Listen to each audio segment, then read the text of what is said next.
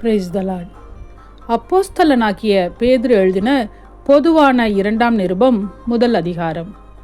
நம்முடைய தேவனும் இரட்சகருமாயிருக்கிற இயேசு கிறிஸ்துவினுடைய நீதியால் எங்களைப் போல அருமையான விசுவாசத்தை பெற்றவர்களுக்கு இயேசு கிறிஸ்துவின் ஊழியக்காரனும் அப்போஸ்தலனுமாகிய சீமோன் பேதுரு எழுதுகிறதாவது: தேவனையும் நம்முடைய கர்த்தராகிய இயேசுவையும் அறிகிற அறிவினால் உங்களுக்கு கிருபையும் சமாதானமும் பெருக கடவது.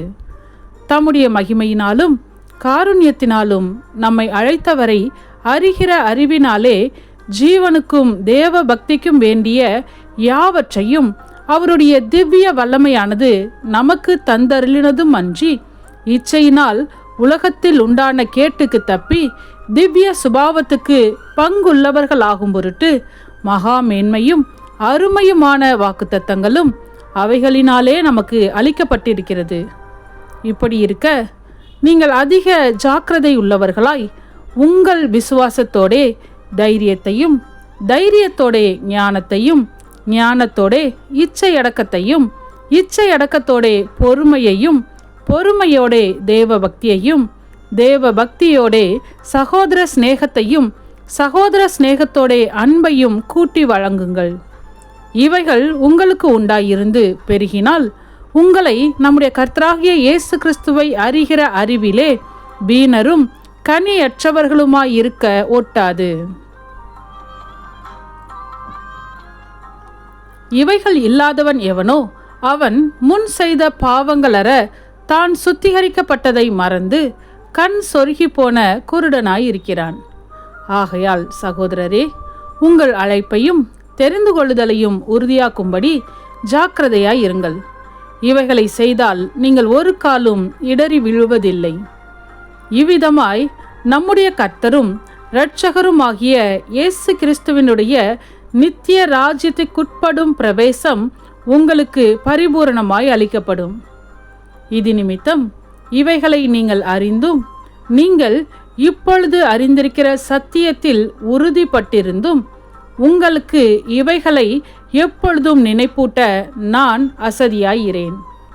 நம்முடைய கர்த்தராகிய இயேசு கிறிஸ்து எனக்கு அறிவித்தபடி நான் என் கூடாரத்தை விட்டு போவது சீக்கிரத்தில் நேரிடும் என்று அறிந்து, இந்த கூடாரத்தில் நான் இருக்கும் அளவும் உங்களை நினைப்பூட்டி எழுப்பிவிடுவது நியாயம் என்று எண்ணுகிறேன். மேலும் நான் சென்று போன பின்பு இவைகளை நீங்கள் எப்பொழுதும் நினைத்து கொள்ள ஏது உண்டாயிருக்கும்படி பிரயத்தனம் பண்ணுவேன். நாங்கள் தந்திரமான கட்டுக்கதைகளை பின்பற்றினவர்களாக அல்ல, அவருடைய மகத்துவத்தை கண்ணார கண்டவர்களாகவே நம்முடைய கர்த்தராகிய இயேசு கிறிஸ்துவின் வல்லமையையும் வருகையையும் உங்களுக்கு அறிவித்தோம். இவர் என்னுடைய நேசகுமாரன், இவரிடத்தில் பிரியமாய் இருக்கிறேன் என்று சொல்லுகிற சத்தம் உன்னதமான மகிமையிலிருந்து அவருக்கு உண்டாகி, பிதாவாகிய தேவனால் அவர் கனத்தையும் மகிமையையும் பெற்றபோது அவரோடு கூட நாங்கள் பரிசுத்த பர்வதத்தில் இருக்கையில் வானத்திலிருந்து பிறந்த அந்த சத்தத்தை கேட்டோம். அதிக உறுதியான தீர்க்க தரிசனமும் நமக்கு உண்டு. பொழுது விடிந்து விடிவெள்ளி உங்கள் இருதயங்களில் உதிக்கும் அளவும் இருளுள்ள ஸ்தலத்தில் பிரகாசிக்கிற விளக்கை போன்ற அவ்வசனத்தை கவனித்திருப்பது நலமாயிருக்கும். வேதத்திலுள்ள எந்த தீர்க்க தரிசனமும் சுய தோற்றமான பொருளை உடையதாய் இராதென்று நீங்கள் முந்தி அறிய வேண்டியது. தீர்க்க தரிசனமானது ஒரு காலத்திலும் மனுஷருடைய சித்தத்தினாலே உண்டாகவில்லை.